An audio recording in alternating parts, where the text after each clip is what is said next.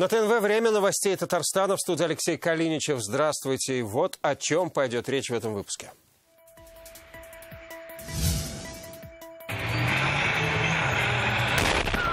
Танки в городе. Мы гордимся, что у нас в России есть такое единственное танковое училище. Как свое столетие праздновало Казанское танковое училище, увидел Сергей Хайдаров. Татарстанская продукция на экспорт. Кипр, Литва, Латвия, Эстония, Иран и страны СНГ. Как будут увеличивать объемы поставок за рубеж, узнал Салават Мухаммадулян. Недоступная Казань. Припарковаться, соответственно, возможности нет. Вы видите, что творится? Почему в городе начали штрафовать инвалидов на муниципальных парковках? Расскажет Рамиль Галиулян. Хороша ложка к обеду. Штативы после этого вообще как пушинка, на самом деле. Я могу носить ее очень долго. Как поздравили сотрудников ТНВ с Днем защитника Отечества. Алия Хайрудинова.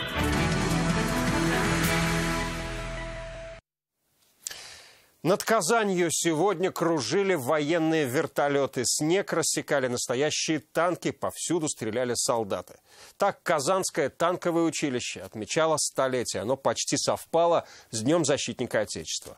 В подарок орден Жукова, памятник героям-танкистам и встреча поколений выпускников. По этому случаю в Казань прибыл начальник Генштаба Вооруженных сил России, выпускник училища Валерий Герасимов.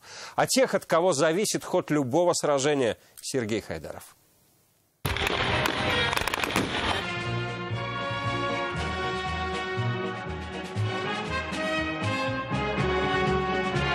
Эта инсценировка боя в точности передает события Великой Отечественной войны. Солдаты, курсанты танкового училища, боевые машины самые настоящие. Именно такие Т-44 давали отпор немецким захватчикам. Уже тогда от советских танкистов во многом зависел исход войны. Шикарно! Я был во многих местах, я сам сын военных.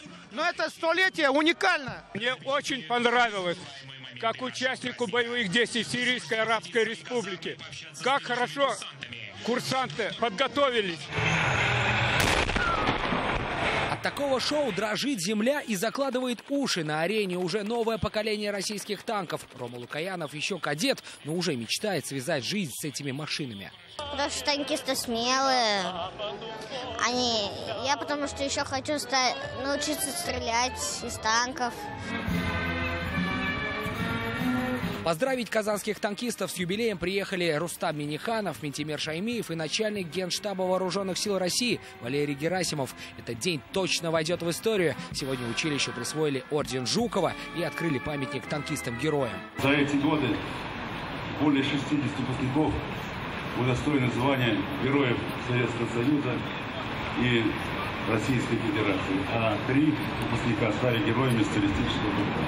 Куда бы Родина не направляла, выпускники училища на фронты гражданской войны, Великой Отечественной войны, в Афганистане или других горячих точках, везде они были образцом чести, отваги и самоотверженности. Эти слова особенно дороги выпускникам училища. Сегодня они снова смогли встретиться. В наше время такого не было, говорят, глядя, как преобразилось училище за годы их отсутствия.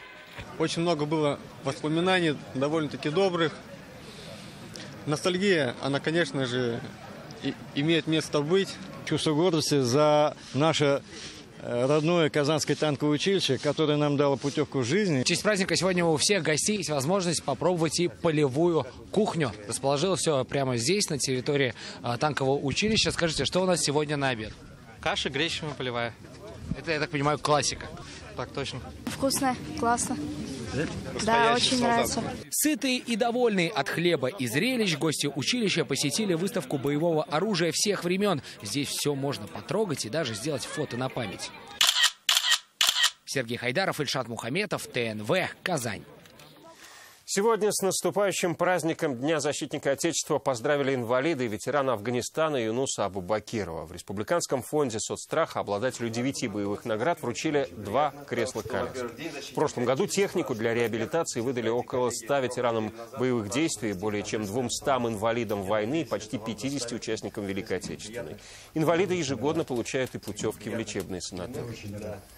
О многом, конечно, задумываешься, многое приходят на память, и как смешные случаи, и также потеря наших боевых товарищей. Пожелаю всем уважаемым казанцам здоровья и иметь настрой на то, чтобы созидать. Сегодня в Казани большая федеральная повестка. К нам приехал глава российского Минсельхоза Дмитрий Патрушев. В Казани впервые в новой должности. Здесь он провел крупное совещание с главами регионов ПФО. Говорили, как выполнить задачу Владимира Путина вдвое нарастить объем сельхозпродукции на экспорт. Как российские товары будут покорять мир, расскажет Салават Мухаммадуллин. Татарстанские полуфабрикаты, мясо, сыры, сахар – это презентация нашей сельхозпродукции главе российского Минсельхоза. В таком статусе Дмитрий Патрушев в Казани впервые. На стендах все, что уходит на экспорт. Это Кипр, Литва, Латвия, Эстония, Иран и страны СНГ. Во все эти страны как раз уходит вся продукция. Собираемся расширить практически на 100% экспортные поставки по мясу птицы и также заняться экспортными поставками ультрапастеризованного молока. В первую очередь зерно, дальше идет масложировая продукция, в топе и алкоголь, вот колбасные изделия. Все, что здесь представлено, это продукты агропромышленного комплекса республики, которые поставляются за рубеж. Задача до 2021 года увеличить в денежном эквиваленте объемы экспорта до 327 миллионов долларов. Это конкретно для республики, а в масштабах ПФО миллиарды долларов и рост больше, чем в 2 раза. А потому сегодня губернаторы вместе с министром сельского хозяйства страны в Казани на повестке развития экспорта. Нам нужна международная аккредитация органов госсертификации. Это просьба от татарстанских производителей халяль-продукции. Дмитрий Патрушев и Рустам Минниханов их поддержали. Уже на совещании с руководителями регионов президент выступил с несколькими инициативами. Для отдаленных от логистических центров регионов, как наша республика, важно обеспечить государственную поддержку проекту по транспортировки, и второй вариант – это глубокая переработка зерна, продукции растениеводства. Так, в 2022 году мы планируем построить завод по глубокой переработке зерна мощностью 500 тысяч тонн, по производству биопластика из побочных продуктов при производстве сахара мощностью 10 тысяч тонн, тоже эта компания ТАИФ, проект на сумму 8,3 миллиарда рублей. Учитывая масштабность этих проектов, Дмитрий Николаевич, просили бы рассмотреть вопрос включения данных проектов в программу льготного кредитования. Однозначно, совершенно. Я хотел бы попросить своих коллег рассмотреть возможность организации господдержки по транспортировке вашей продукции, в частности зерна. Включение проектов в льготное кредитование, о которых вы сказали, тоже мы обязательно рассмотрим. Эти предложения – инструменты, с помощью которых Россия должна увеличить объем экспорта агропромышленного комплекса почти в 2 раза. Долгосрочным фактором устойчивого роста сельского хозяйства является повышение качества жизни людей, которые трудятся на селе. И с 1 января 2020 года должна заработать новая государственная программа по развитию сельских территорий. Эти меры должны не только увеличить долю АПК в экономике страны, но и сделать Россию, в частности Татарстан, крупнейшими игроками на международном профильном бизнес-поле.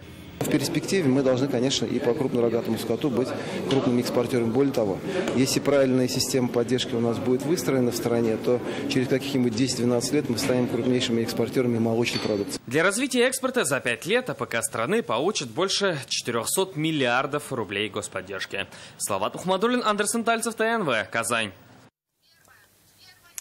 Ситуация стабильная. Так сегодня охарактеризовали положение дел в судебной системе Татарстана. Итоги за год судьи республики подвели на своей конференции. Как отметили, количественные показатели практически не изменились, а в качестве нюансов работы есть над чем серьезно подумать.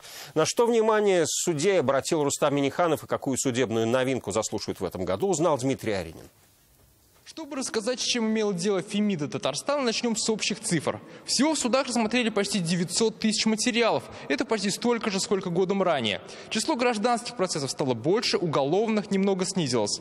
Если говорить о видах, то на 2/3 стало меньше дел экстремистского характера, и на 1/3 увеличилось число преступлений трудового законодательства. Как подсчитали, на нарушение закона в основном идут люди, не имеющие основного заработка. Каждое 3-е преступление совершено пьяными. Треть всех осужденных уже ранее ранее судимые. В минувшем году к уголовной ответственности привлекли 15 тысяч человек, а оправдали всего 58. Как отметили на встрече, в судах качеству работы стали уделять больше внимания. Этого требуют и граждане.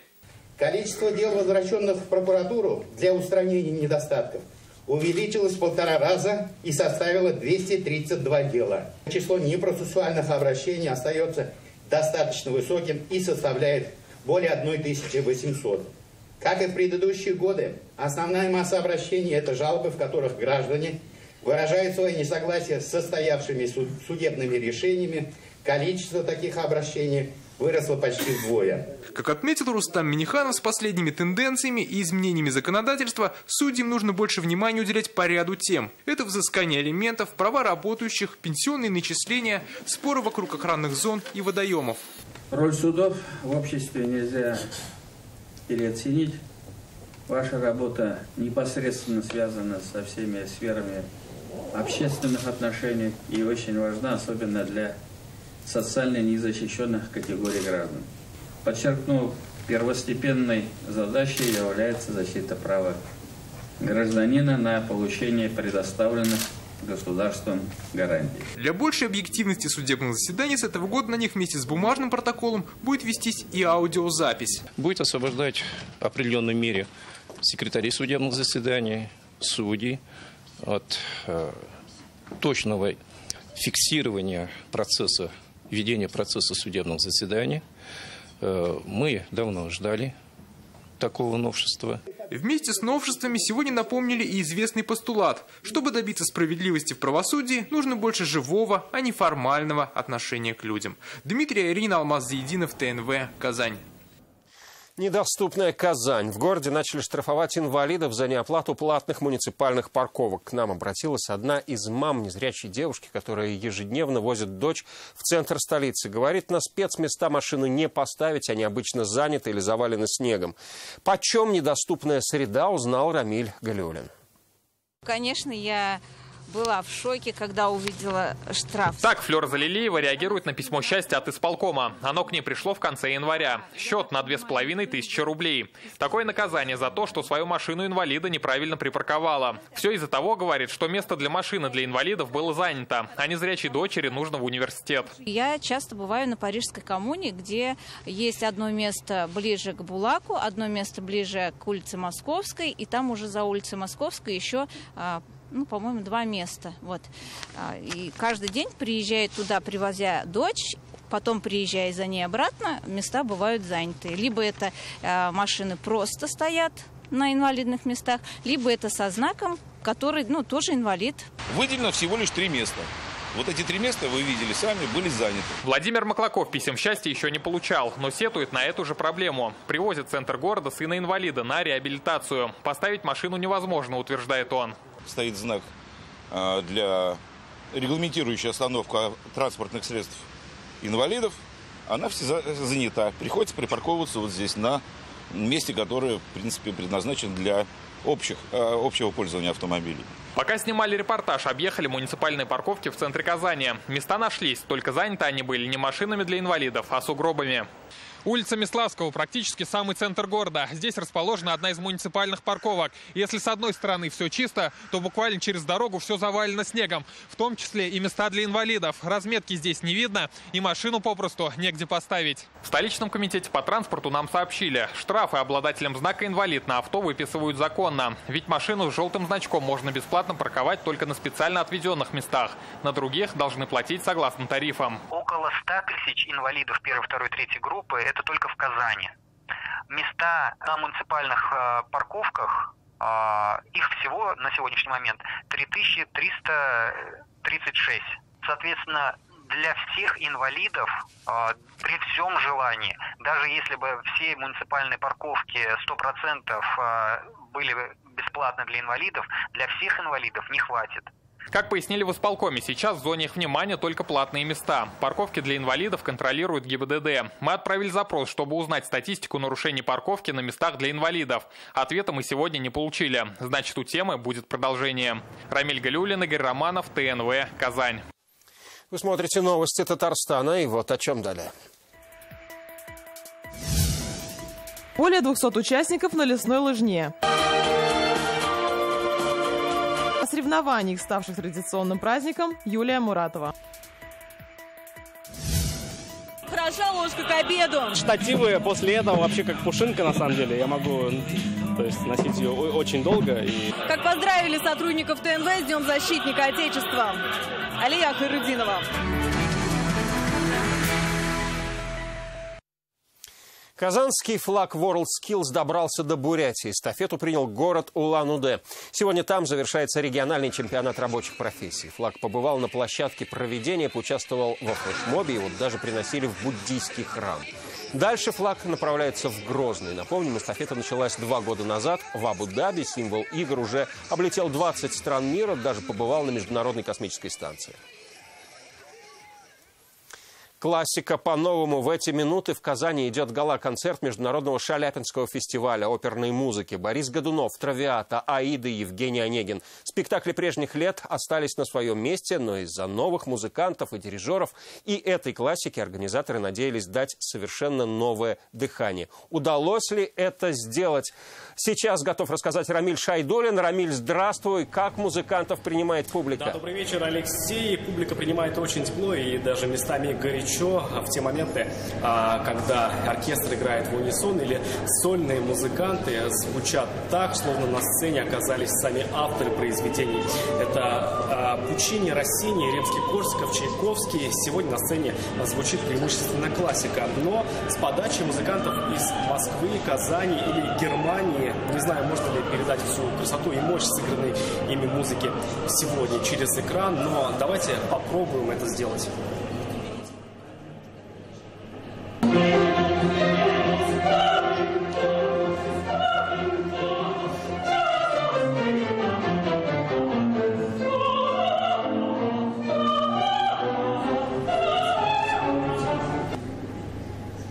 Да, и стоит отметить, что если в первом отделении звучал преимущественно, скажем, золотой век оперы, то во втором и свежие партии, и свежие оперы Сюембикер. Такая коллаборация лучшего получается, независимо от времени. И это только первый день гала-концерта, завершающий завтра. На этом у меня все, Алексей. Спасибо, Рамиль. Это было включение из оперного театра, ну а мы продолжим и к другим темам. Театру они предпочли природу. Сегодня лесники Татарстана собрались в Лубянах. Там прошла необычная лыжня. В лес на лыжах они ходят почти ежедневно, но сегодня повод другой. Определяет самого быстрого среди своих. Как это было, мы расскажем и покажем в выпуске новостей в 21:30. Полевая кухня, солдатская каша и воспоминания о службе. В честь предстоящего Дня защитника Отечества сегодня на ТНВ большая импровизация. У нас работает целая армия журналистов. И ее половина – это мужская половина. Что такое родину защищать, многие из них знают не понаслышке.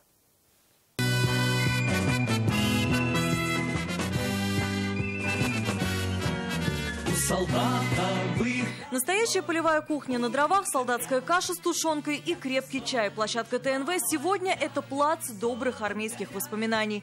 Валерий Касимов служил в Амурской области водителем, так и продолжает на гражданке. Каша на дровах сразу навеяла воспоминания. Все сидят у костра, пьем горячего чая и вечно у повара.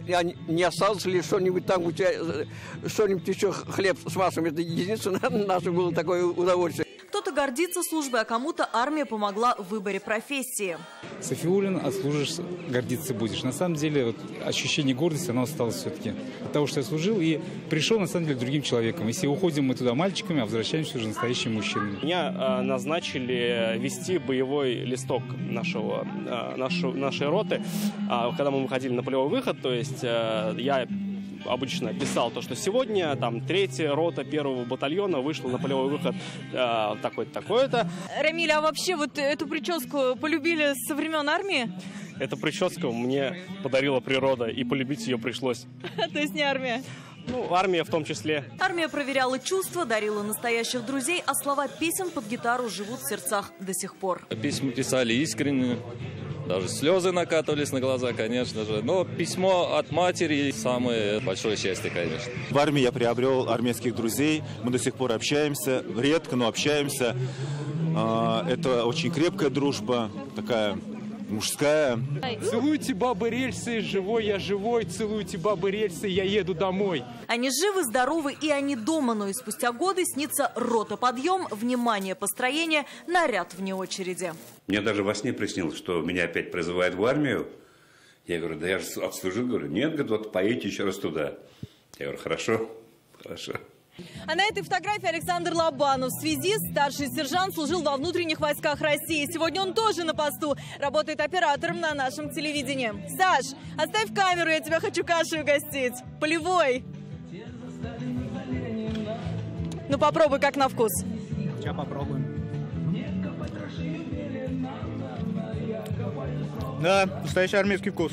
Всегда и во все времена было что защищать. И главное, вкладывать в это всю душу. В своей жизни нам нужно защищать и свою семью, и своих детей, и помогать собственным родителям, и защищать и страну, и республику. И родной язык нужно защищать, и родную культуру.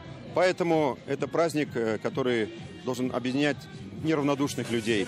Идет солдат по городу, по незнакомой улице. Алия Хайрудинова, Александр Лобанов, Игорь Романов, ТНВ, Казань.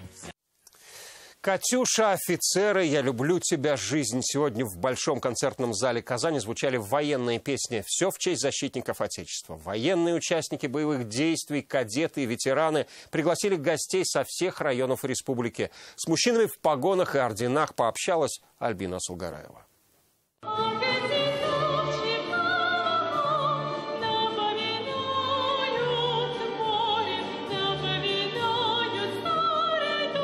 Красивые и мужественные при параде и при погонах сегодня этот праздник для них. Репертуар песни военных лет, журавли и Катюши для защитников Отечества.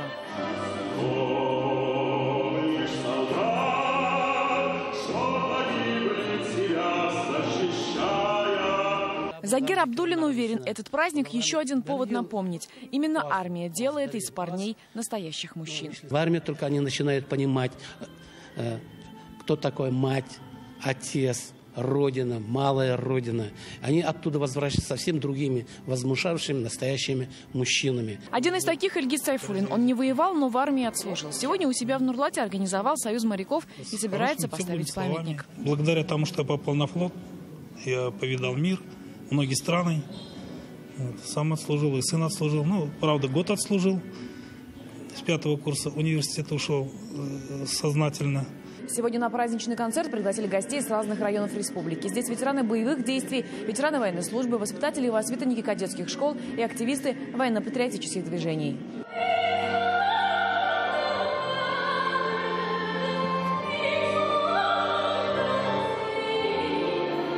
Слова благодарности за службу, признательности за мирное небо и за работу на оборонных предприятиях республики. Мы с гордостью говорим о том, что сегодня каждый третий военный корабль России строится в Зеленодольске.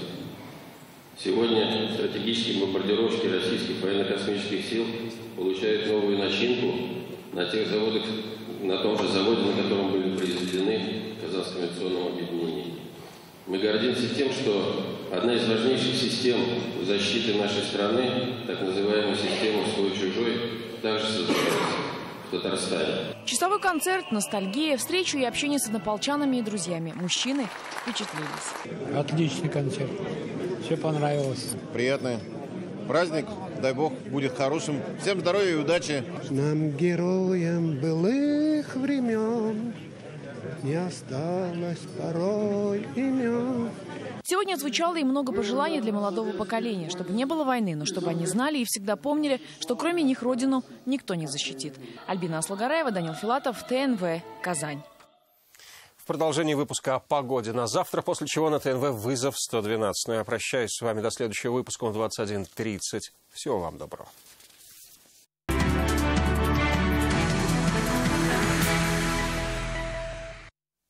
Добрый вечер. Новости спорта на ТНВ, в студии Алмаз Гафиятов. Клуб по хоккею с мячом «Динамо Казань» разгромил аутсайдера чемпионата России «Зорки» из Красногорска. Гостевая встреча завершилась со счетом 9-2. Казанцы захватили инициативу с первых же минут матча. Второй тайм стал продолжением стартового отрезка. И на 50-й минуте хитриком отметился Сергей Обухов. Чуть позже Олег Рязанов продолжил издевательство над «Зорки». Следующий матч казанцы проведут дома, где примут одного из лидеров чемпионата «Байкал-Энергию» из Иркутска. Игра состоится 24 февраля в 13 часов. А футболисты «Рубина» продолжают подготовку ко второй части российской премьер-лиги. Через неделю казанцы дома примут клуб «Ахмат» из Грозного. Пока команда под управлением Курбана Бердыева проводит зимние сборы в Турции. Товарищеские матчи – хорошая возможность проверить состав и молодых футболистов.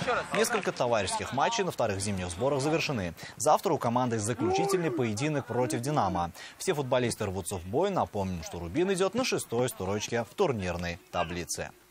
Могу сказать, что плюс всегда «Рубину», что здесь дружелюбная семейная обстановка. Даже если много дней на сборах, уже кто-то кого-то раздражает, но все это все прекрасно понимают, и поэтому все относятся с пониманием к этому. Тем временем татарстанцы Олег Донцов и Павел Куликов стали победителями первого тура Кубка России по бадминтону среди лиц с поражением опорно-двигательного аппарата. Турнир завершился в Новочебоксарске. Студенты Поволжской государственной академии отличились сразу в нескольких спортивных разрядах. В мужской одиночке спортсмены встретились между собой в финале, в котором сильнее оказался Олег Донцов. Также пара Донцов-Куликов стала победителем мужского парного разряда. Серебро смешанного парного разряда в копилку нашей сборной принес Павел Куликов, выступающий с Элиной Грачевой из Санкт-Петербурга. Отметим, что финальный тур чемпионата России состоится в Казани в ноябре этого года. И это все новости спорта к данной минуте. Будьте здоровы и занимайтесь спортом. До свидания.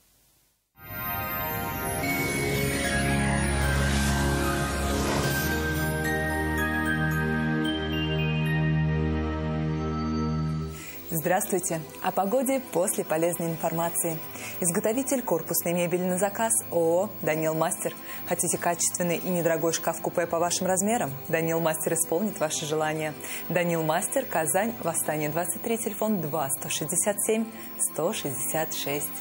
Клиника Фармте. Радиоволновое лечение аденомы и простатита на израильском аппарате Термекс. Без боли, без операции. 292 66 77. Спонсор показа – клиника Фармте. Лечение аденомы и простатита по европейским стандартам, без боли операции на израильском аппарате Термекс. Телефон в Казани 292 66 77. День ожидается малооблачный, не исключен небольшой снег. К вечеру станет прохладнее. По данным сервиса Яндекс.Погода, на юго-востоке республики будет облачно и снежно, -6, -7 градусов. На северо-востоке Татарстана аналогичная ситуация не выше -7. На севере Татарстана прогнозируются осадки и -6. На северо-западе республики прохладнее до -10. Возможен снег. На юго-западе Татарстана местами пройдут осадки и -9. В центре Татарстана, как и по всей республике, снежно, -7, -8. Офтальмологическая клиника «Третий глаз» уже 20 лет помогает людям сохранять зрение. Весь февраль хирургии и катаракты 38 тысяч рублей. Лазерная коррекция зрения и хирургическое лечение косоглазия от 16 тысяч рублей за один глаз.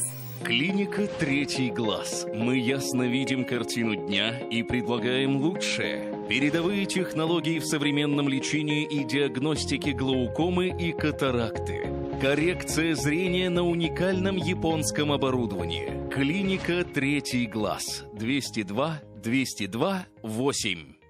Ваш железный помощник трактор сломался и работа простаивает? Спешите к нам! Запчасти к тракторам, комбайнам и другой сельхозтехнике по выгодным ценам. В торговом доме «Агрозапчасть М». Телефон в Набережных Челнах 53 70 80. Компания «Торговый дом Агрозапчасть М» предлагает запчасти к тракторам, комбайнам и другой сельхозтехнике. Это оригинальные запчасти, доставленные с заводов-изготовителей по самым выгодным ценам. Мы готовы стать вашим надежным партнером. В Казани будет малооблачно, возможен снег. Днем -8, -10. Ветер северо-западный 6 метров в секунду, порывистый. Атмосферное давление 758 миллиметров ртутного столба. Влажность воздуха 76%. В ночные часы ожидается небольшая магнитная буря. Федеральная сеть медицинских центров «Доктор Ост». Лечение самых сложных заболеваний позвоночника и суставов без боли и хирургического вмешательства.